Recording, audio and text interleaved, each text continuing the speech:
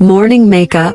The easy way to prepare. Getting ready in the morning sun is often difficult. You're in a rush.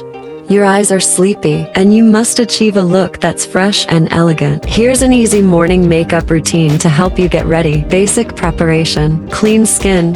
Daily cleansing is essential. Wash your skin and apply toner. Moisturizer. A good moisturizer keeps the skin hydrated and helps makeup apply well. Eye cream. Use eye cream to reduce puffiness and dark circles under the eyes. Quick makeup. Concealer. Use concealer to hide dark circles under the eyes and any blemishes. Foundation. Choose a foundation according to your skin tone and apply it evenly all over the face. Compact powder. Use a compact powder to set the foundation and remove excess oil. Blush.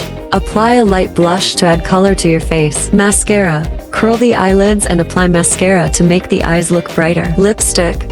Highlight your lips with a nude or pink lipstick. Additional tips. Choose basic colors. Choose nude, pastel, or earth colors for the morning. Use less products. More products can make your skin feel heavy. Use brushes.